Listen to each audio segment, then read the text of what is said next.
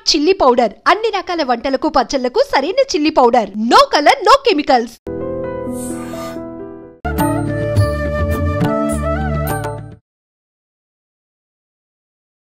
నమస్కారం, welcome to I dream. Dharma Margam with Vijitha కార్యక్రమానికి స్వాగతం. ప్రస్తుతం మనతో పాటు ఉన్నారు ప్రముఖ జ్యోతిష్య వాస్తు పండితులు, లలిత ఉపాసకులు శ్రీ శ్రీ శ్రీ నానాజీ పట్నాయక్ గారు. ఇప్పుడు గురుగారితో మాట్లాడి మరిన్ని విషయాలు తెలుసుకుందాం.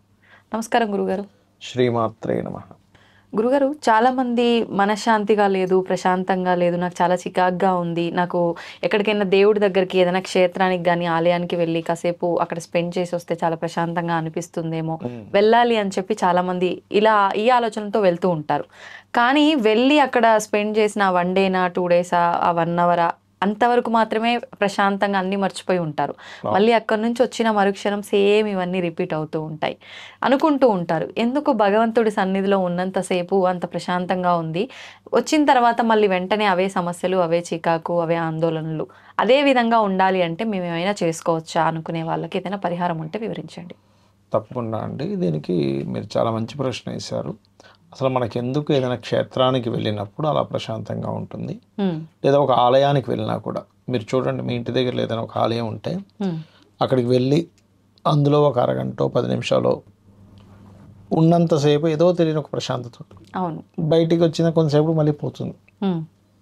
ఎలా అంటే ఇప్పుడు మనం చూడండి, ఏదైనా ఒక మంచి పుష్పాలు ఉన్నటువంటి దీంట్లోకి వెళ్ళాం, మనం తోటలోకి, మనకు ఆ ఫీల్ తెలుస్తుంది. లేదా బాగా వృక్షాలు ఉన్నటువంటి ఒక ఏరియాలోకి వెళ్ళాం, బలమైనటువంటి ఒక ఆక్సిజన్ మనకి ఎంత బాగుంది ఇక్కడ గాలి అంటూ ఉంటాం. అంటే ఏమిటి, మనకి ఇక్కడ అర్థం చేసుకోవాల్సింది సమ్ ఎనర్జీస్ ఇస్ దేర్. ప్రాంతాన్ని బట్టి మనం కొన్ని ఇళ్ళకి వెళ్ళినప్పుడు అబ్బా ఇక్కడ ఎంతో అంత నెగిటివ్గా ఉంది, నాకు బుద్ధి కావట్లేదు అంటాం. కొన్ని ప్రాంతాలకు వెళ్ళినప్పుడు ఇదంతా ఏంటంటే మన కంటికి కనబడకుండా negative energy and positive energy form అయి ఉంటుంది. ప్రత్యేకంగా తీర్థాలు, క్షేత్రాలు, ఆలయాల లోపల మన మాంసనేత్రానికి కనబడకుండా, ముఖ్యంగా తిరుపతికి వెళ్ళామనుకోండి, ఎంతో ఆహ్లాదంగా ఉంటుంది. అక్కడ ఆ తిరుపతి కొండ మీద ఎంతోమంది మహర్షులు, యక్షులు, గంధర్వులు, సిద్ధులు వీళ్ళందరూ వస్తారు. అక్కడికి వచ్చి వాళ్ళు తీర్థాల్లో స్నానాలు చేసి అక్కడ జపాలు చేసుకుంటూ వెళ్ళిపోతూ మళ్ళీ వస్తూ ఉంటారు. అలాగే ప్రతి క్షేత్రం దగ్గర ఈ భూమికి మీద ఉన్నటువంటి క్షేత్రాల దగ్గరికి వచ్చి దర్శనాలు చేసుకుని వెళ్తూ ఉంటారు. అలాంటిది అంత గొప్పది మన భూమి. అందుకని మనకు అక్కడికి వెళ్ళగానే ఆ ఎనర్జీ మనకు టచ్ అవుతూ ఉంటుంది. ఆలయానికి వెళ్ళినా దేనికి వెళ్ళినా మరి ఇది అక్కడికి వెళ్ళిన మీరు అన్నట్టుగా అక్కడికి వెళ్ళిన కొద్ది రోజులు, ఆ కొద్ది గంటలు ఉంటుంది. మనం ఆ యొక్క అనుభూతిని మనం పూర్తిగా పొందాలంటే ఏం చేయాలి అంటే, మనకు శాస్త్రాల్లో చెప్పినటువంటిది, మీరు చేసే ప్రతి పని కూడా భగవంతుడికి అర్పిస్తున్నట్టు చేస్తే మీరు అక్కడ ఉన్న ఫీలింగ్ కలుగుతుంది. ఇప్పుడు మనం వెళ్తున్నాము, ఆలయానికి వెళ్ళినప్పుడు అక్కడ ఏదో సంథింగ్ భగవంతుడి కోసం మనం భగవంతుడి దీంట్లో ఉంటాం, ఆ ధ్యాసలో ఉంటాం.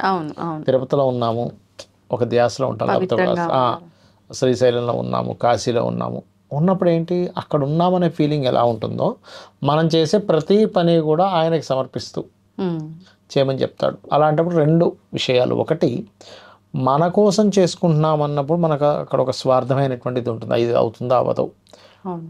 భగవంతుడి కోసం చేస్తున్నాను అన్నప్పుడు మనకు ఆ ఫీల్ రాదు. ఓకే, అందుకని మీరు కనుక ఇది అలవర్చుకోగలిగితే 100% ఆ ఫీల్ అనేది వచ్చేస్తుంది. ఎక్కడైనా భగవంతుడి కోసం చేస్తున్నాను, భగవంతుడి సంతృప్తి కోసం చేస్తున్నాను, అన్నీ ఆయనకి సమర్పించమని చెప్తాడు శ్రీకృష్ణ పరమాత్మ భగవద్గీతలో. మీరు చేసే ప్రతిదీ కూడా నాకు సమర్పించండి, మీరు పాపానికి గురవ్వరు, మీకు పాపం అంటుకోదు. అంటే మంచి చేసినా చెడు చేసినా ఏది చేసినా మనకు అంటదు. చెడు పనులు చేయకూడదు, మంచి పనులే చేయాలి. తెలియక కూడా ఎన్నో చేస్తుంటాం, అన్నాన్ని కూడా తనకు సమర్పించాలి. మీరు ఒక పని చేస్తున్నారు, తనకు సమర్పించాలి. ఏ పని చేసాం, పూజ చేశాము, పూజ యొక్క ఫలితాన్ని వదిలేస్తాంగా. అవును, పార్వతీ పరమేశ్వర పాదార విందులకి సమర్పిస్తూ అని అంటే ఏమిటి, మీరు పూజ చేసినా కూడా అతనికి సమర్పించాలి ఆ యొక్క ఫలితాన్ని. అలా ప్రతి దాని యొక్క ఫలితాన్ని తనకి ఇచ్చేస్తూ పోతుంటే అప్పుడు ఏమవుతుందంటే మీకు పాపం అనేటువంటిది అంటదు. ఈ ఫీల్ ఖచ్చితంగా మీరు క్షేత్రంలో ఉంటే ఎటువంటి ఫీల్ వచ్చిందో 100% వస్తుంది, అందులో డౌట్ ఏం లేదు. అయితే ఇప్పుడు మీరు చెప్పినట్టుగా ప్రతి ఒక్కరూ అలా భగవంతుడికే సమర్పిస్తున్నా, ఇది నాది కాదు, ఏం చేసినా ఆయనకనే భావనలో ఉండటం చాలా కష్టం, అందరికీ సాధ్యపడదు. ఇప్పుడు ప్రతి ఒక్కరికి ఏదైనా కూడా ఈజీగా అయిపోవాలి. అవును. ఏదైనా పని చేసామా దానివల్ల వెంటనే ఆ ఫలితం రావాలి, ఏదైనా మంత్రం చదివామా దాని వెంటనే ఫలితం రావాలి. అలా అంటే మనం ఇక్కడ ఇంట్లోనే కూర్చొని ఏదైనా మంత్రం కానీ జపం కానీ అట్లా చేసుకుంటే కూడా తరచూ చేసుకుంటే ఆ ఫలితము ఆ ఫీలింగ్ అనేది అలా ఉండిపోయే అవకాశం ఉంటుందా? వస్తుంది. ఎప్పుడంటే మీరు దాంట్లో ఆస్వాదించినప్పుడు పూజ ఒకటే కాదు, మీరు ఏ పని చేస్తున్నా ఆస్వాదించడం నేర్చుకోవాలి. మాట్లాడుతున్నాము, లేకపోతే ఒక టీయో కాఫీ తాగుతున్నాము, ఒక వంట చేస్తున్నాము పిల్లవాడికి అంటే అది ఇష్టంగా చేసినప్పుడు ఆనందంగా, ఇప్పుడు పిల్లవాడికి తల్లి తినిపిస్తూ ఉంటుంది, ఎంతో ఆనందపడుతూ ఉంటుంది, వాడు ఒక ముద్ద తినకపోతే బాధపడుతూ ఉంటుంది. అంటే ఏమిటి, మీరు ఆస్వాదించట్లేదు. మీరు చేసే ప్రతి పని ఎప్పుడైతే ఆస్వాదించట్లేదో మనము దాన్ని ఎంజాయ్ చేయలేము. ఎప్పుడైతే ఎంజాయ్ చేయలేమో మనకు అది విసిగి వస్తుంది, బోరు కొడుతుంది, అబ్బాయి ఏదో పని చేస్తున్నాం అనే ఫీలింగ్ వస్తుంది. ఆస్వాదిస్తే ఇప్పుడు ఒక కామెడీ మూవీకి వెళ్తాం, లేకపోతే కామెడీ చూస్తాం, మనం దాన్ని ఆనందపడతాం. చూసి ఆనందపడ్డందుకు మనం ఎక్కువ కామెడీ సీన్స్ చూస్తూ ఉంటాం, నవ్వుకుంటూ ఉంటాం, ఆనందపడుతూ ఉంటాం. అలా ప్రతి పనిలో కూడా మీరు అలా చేయాలంటున్నాను నేను. ఇప్పుడు ఆటోమేటిక్గా మీకు బాగుంటుంది. ఎప్పుడైతే ఆ దాన్ని మనం ఆస్వాదిస్తూ చేస్తామో అది ఆటోమేటిక్గా బాగుంటుంది. మీకు ఆస్వాదిస్తూ భగవంతుడు సమర్పించు చేయండి, అది ప్రాక్టీస్ మీద వస్తుంది. ఇప్పుడు శ్రీకృష్ణ పరమాత్మ ఏం చెప్తారంటే ఏది అంత సులభం కాదు, కానీ సాధన చేయాలి, దాని మీద మీరు ప్రాక్టీస్ చేయాలి. ప్రాక్టీస్ చేస్తేనే వస్తుంది. మనం ఇంగ్లీష్ నేర్చుకోవాలి, ఏం చేస్తాం, ప్రాక్టీస్ చేస్తాం. నలుగురితో మాట్లాడటం, వర్బ్స్ ఏంటి, టర్మ్స్ ఏంటి, ఇవన్నీ నేర్చుకుంటాం కదా.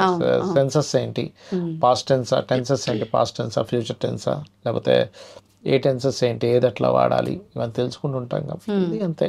మనం ఏంటంటే బై ప్రాక్టీస్ చేస్తూ ఇది గొప్పది అనేది ఫస్ట్ మీ మైండ్లోకి రావాలి.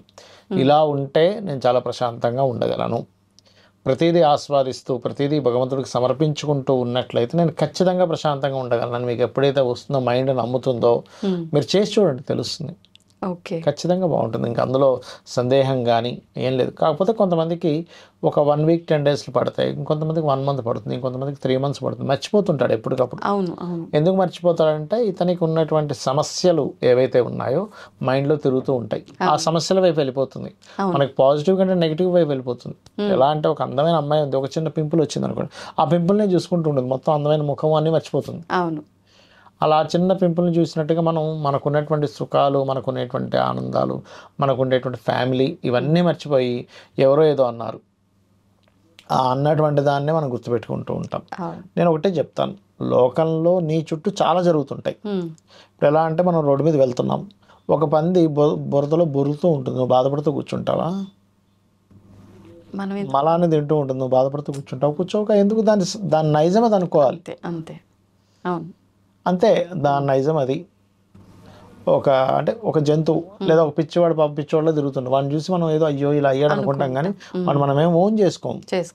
అయ్యో అని వాడిని మనం ఏమి గుండెలు బాదుకోం. పక్కింటోళ్ళకి శాలరీ రాలేదంటే మనం ఏం బాధపడతామా? అట్లాగే మన చుట్టూ మనకి సంబంధం లేనిటువంటి అంశాలని, వాడెవడో ఇలా అన్నాడు, వాడు ఇలా అనుకుంటున్నాడు, వాళ్ళు ఇలా మాట్లాడుకుంటున్నారు, సరే మీ గురించే మాట్లాడుకుంటున్నారు, కానీ మనం ఏంటంటే వాళ్ళ నైజం అది, వాళ్ళకి అంతవరకే జ్ఞానం ఉంది అని అనుకుని వదిలేయడమే. నన్ను చాలామంది, నాకైతే మొన్న ఒకరోజు ఇట్లాగే యూట్యూబ్స్లో తిరిగే ఒక అతనే నన్ను అన్నాడు, సార్ మీరు ఎట్లా భరిస్తున్నారు సార్ జనాల్ని? కొంతమంది అయితే అసలు మంచి కామెంట్స్ పెడతారు, ఇంకొంతమంది అయితే అసలు ఏం కామెంట్ పెడతారు వాడికి అర్థమే తెలియదు, పిచ్చి పిచ్చి కామెంట్లు పెడతారు, అసలు పైన అది వీడియో కూడా వినరు, సరిగ్గా చూడరు, ఏ కామెంట్ పెడతారు ఆ కామెంట్ పెడతారు, నాకు చాలా బాధ వేస్తుంది సార్ అన్నాడు. నేను ఒకటే చెప్పాను, ఏమంటే మీరు ఏం ఆశిస్తున్నారు? ప్రజలకి సేవ చేయాలనుకుంటున్నారు మీ వీడియో ద్వారా, లేదా ఆ వీడియో ద్వారా మీకు ఏదో క్లయింట్ వస్తే ఆయనకి ఏదో సర్వీస్ చేద్దాం అనుకుంటున్నారు, అవునా? ఒకటి ప్రజలకి మీరు ఒక ఇన్ఫర్మేషన్ ఇద్దాం అనుకుంటున్నారు, బాగుపడాలని ఏదో సర్వీస్ ఇద్దాం అనుకుంటున్నారు, లేదా మీరు 4 వీడియోలు చేసి కొంతమంది సర్వీస్ ఇవ్వరు, సేవ చేయరు, కానీ ఫేమస్ అవ్వాలనుకుంటారు. మీ కాన్సెప్ట్ ఏంటి? మీ మైండ్లో క్లారిటీ రావాలి. మీ మైండ్లో ఆ క్లారిటీ ఉన్నప్పుడు దానికోసం ఉండండి. మీరు కామెంట్లు చూసుకుంటూ ఎవరేమనుకుంటున్నారు దీనికి సంబంధం లేదు మీకు. మీరు ధర్మబద్ధంగా మీరు ఇవ్వాల్సింది ఇవ్వండి. ఇంకా వాళ్ళ కోసం మీరు ఆలోచిస్తే మీరు జీవించలేరు, ప్రశాంతంగా ఉండలేరు. వాస్తవం ఇది నిజంగానే. మనకి నిజంగా అక్కడ హ్యాపీనెస్ ఉంది. ఎందుకంటే నేను చాలా ఒక చిన్నది పట్టుకొని చాలా వీడియోలో చూస్తుంటా కదా, పాపం మనం చెప్పిన కాన్సెప్ట్ వదిలేసి యాంకర్ గారు మూడేసుకోలేదు, యాంకర్ గారు చున్నీ వేసుకోలేదు, పాపం ఆవిడేదో మర్చిపోయింది, ఎక్కడో ఆడవిడికి వచ్చేసింది, చున్నీ వేసుకోలేదు, లేకపోతే ఈ నిమిషం దగ్గర ప్రారంభమైంది, ఇది అనేది వాళ్ళు పెడుతూ ఉంటారు. అందులో మనం నిజంగా ఓకే పెట్టారు, వాళ్ళ అభిప్రాయం వాళ్ళది. అవును. ఇప్పుడు అదేమీ అది నీ జీవితాన్ని నిర్దేశించేది కాదుగా. ఆయన ఒక మాట కామెంట్లో అన్నంత మాత్రం చేత నీ జీవితం ఏదో అయిపోదుగా. ఇక్కడ ఏమవుతుందంటే మనం ఎందుకు ఆస్వాదించలేకపోతున్నాం అంటే ఇవన్నీ పట్టించుకుంటున్నాం అనేది చాలామంది అడుగుతుంటారు. ఒక 90 మంచి కామెంట్స్ వస్తే ఓ 10-5 పిచ్చి కామెంట్లు వస్తే మీరు ఎట్లా ఎలా ఫీల్ అవుతున్నారంటే నేను అసలు చూడండి అంట. నేను అసలు కామెంట్స్ చూడండి, అది అసలు టైం ఉండదు ఫస్ట్. ఇప్పుడు ఇన్ని ఛానల్స్లో చేస్తుంటాము, ఎక్కడ చూస్తూ కూర్చుంటాం, ఎవరే కామెంట్ పెట్టారు. ఎప్పుడో ర్యాండమ్గా చూస్తే పాపం వాళ్ళకి అమ్మవారు అనుగ్రహ సిద్ధిరస్తాను పెడతాను, లేకపోతే వాళ్ళు ఏదైనా ప్రాబ్లం అడుగుతుంది దానికి ఏదో ఒక ఛానల్ ఎక్కడో దగ్గర ఒక కామెంట్ పెడతా. అసలు నేను పట్టించుకోను సార్ కామెంట్స్ అయితే. ఎందుకంటే మనం అవన్నీ పట్టించుకుంటే మనం పని చేయలేం ఫస్ట్. అట్లాగే మనిషి అన్ని పట్టించుకోవడం వల్ల, అసలు పట్టించుకోవాల్సింది పట్టించుకోకపోవడం వల్ల మనశ్శాంతి లేదు. ఎప్పుడైతే మనం ఆ ప్లేసెస్కి వెళ్తామో అక్కడ ఉండే పాజిటివ్ ఎనర్జీ వల్ల ఇవన్నీ పక్కకు పోతాయి. పుణ్యం అనేది వస్తుంది. క్షేత్ర దర్శనం ఏం చెప్తారంటే శాస్త్రంలో పుణ్యాన్ని సంపాదించుకోవడానికి చెయ్యండి. మహాభారతంలో ఉంటుంది. వీళ్ళు అరణ్యవాసంలో ఉంటారు కదా, ఈ అరణ్యవాస ఘట్టంలో మీరు పుణ్యాన్ని సంపాదించుకోవాలి. సరే వెళ్ళండి, అరణ్యవాసంలో ఉన్నప్పుడు క్షేత్ర దర్శనాలు చేసుకోండి అంటారు. అప్పుడు పుణ్యబలం మనకుంటే పాపం ఇచ్చేటువంటి ఫలితం దాని ప్రభావం తగ్గిపోతుంది. అంటే ఒక వ్యక్తి ఇది అవ్వాలంటే హాస్పిటలైజేషన్ అవ్వాలి, తీవ్రమైన హాస్పిటలైజేషన్ అవ్వాలి. ఓ 10 రోజులు హాస్పిటల్లో ఉండవలసిన వ్యక్తికి ఈ పుణ్య బలం చేత 1-2 డేస్ ఉండొచ్చేస్తాడు. హాస్పిటల్ అది మార్చలేం, కానీ ఆ బలం చేత 10 రోజులు 4 రోజులు ఇబ్బంది పడవలసింది, మంచం మీద పడవలసిన వ్యక్తి 1-2 డేస్లో క్లియర్ అవుతుంది. అట్లా కాబట్టి క్షేత్ర దర్శనం చాలా గొప్పది, చెయ్యాలి. ప్రతి ఒక్కరూ ప్రతి క్షేత్రాన్ని దర్శించుకోవాలి ఖాళీగా ఉన్నప్పుడల్లా కూడా. మీరు కొంతమంది విజిట్కి వెళ్తున్నారు కూడా, ఇంకేదైనా అనుకోండి, కానీ వెళ్ళి భక్తి శ్రద్ధలతో ఫ్యామిలీతో ఎంజాయ్ చేస్తారు, ఏదైనా అనుకోండి, తప్పలేదు. రెగ్యులర్గా వెళ్ళటం వల్ల ఖచ్చితంగా ఆలోచనల్లో మార్పు కూడా వస్తుంది. ఇంకోటి చాలా మంది రిలీఫ్ కోసం వెళ్తుంటారు. ఒక అతనైతే చూసా, ప్రతి నెల వెళ్ళిపోతాడు తిరుపతి. ప్రతి నెల ఏదో క్షేత్రం పెట్టేసుకుంటాడు. ఏమంటే సార్ నాకు చాలా బాగుంటుంది సార్. ఆ బాగుంటుంది అని ఎందుకంటే ఒకటి మైండ్లో ఏదో తెలియని ఒక పాజిటివ్ ఇది ఏంటి, నేను వెళ్ళాను నాకు హ్యాపీ ఉంటుంది.